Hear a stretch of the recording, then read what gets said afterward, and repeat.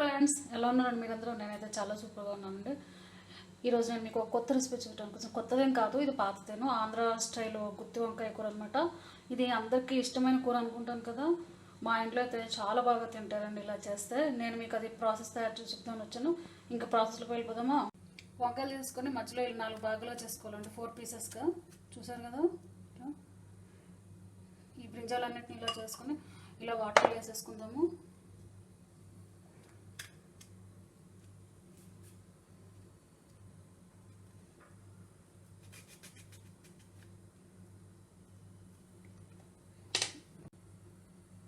కొంచెం pinch of salt వేస్తున్నాను. ఎందుకు వేస్తున్నాను అంటే వంకాయలు వాటర్లో వేసిన తర్వాత సాల్ట్ వేయకపోతే నల్లగా అయిపోతాయి అనమాట. అందుకే కొంచెం సాల్ట్ వేసాను.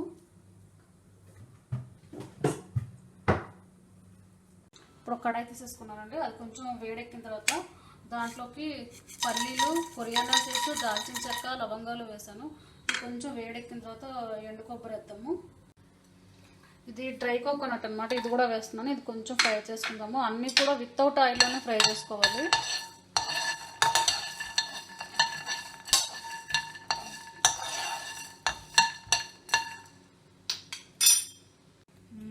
ఇప్పుడు ఇది కూడా ఫ్రై అయిపోయింది అనమాట. దీనిలో రెడ్ చిల్లీస్ వేసుకుందాము, ఎండుమిరపకాయలు,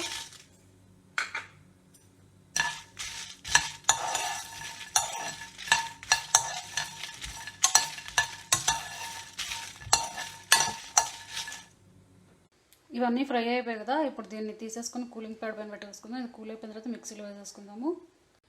ఇప్పుడు చల్లారిపోయింది కదా, దీన్ని మిక్సీ జార్లో వేసాను. దీనిలో కొంచెం ఆనియన్స్, జింజర్ గార్లిక్ వేస్తున్నాను, అలాగే సాల్ట్,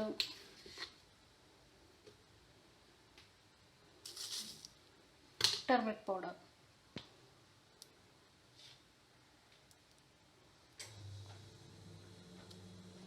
దీన్ని మిక్సీ వేసేసుకుందాం.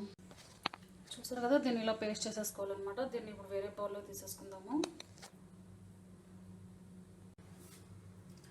ఇందాక మనం కట్ చేసి పెట్టుకున్నాం కదా, ఆ వంకాయల్లో ఇప్పుడు మిక్సీ వేసుకుని మసాలాను పెట్టుకుందాం, స్టఫ్ చేసుకుందాం అనమాట.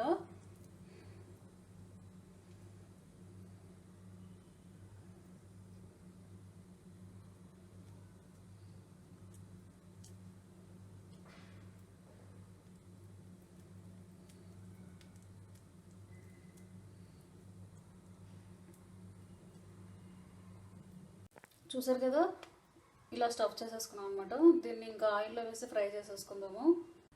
ఆయిల్ వేడెక్కిపోయింది. దీనిలో నేను మస్టర్డ్ సీడ్స్, క్యూమిన్ సీడ్స్ వేస్తున్నాను అనమాట, జీలకర్ర, ఆవాలు, అలాగే కొంచెం ఆనియన్స్, కరివేపాకు కూడా వేస్తున్నాను.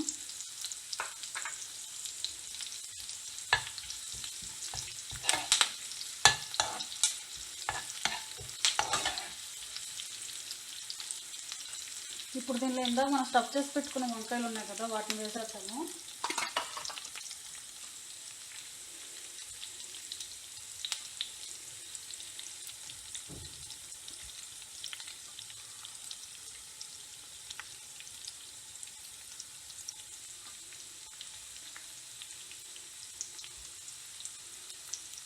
లిడ్ పెట్టేద్దాం.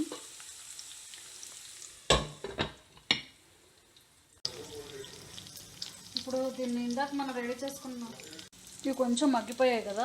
ఇప్పుడు మనం ఏం చేద్దామంటే ఇందాక రెడీ చేసుకున్న మసాలా కొంచెం ఉంది, దాన్ని కూడా ఇందులో వేసేసి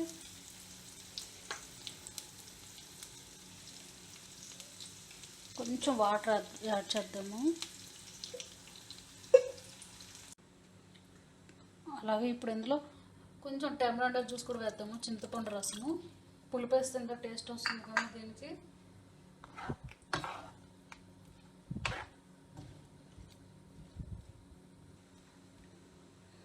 మళ్ళీ లిడ్ పెట్టేసుకుందాము. చూసారు కదా ఎలా ఉడుకుతుందో.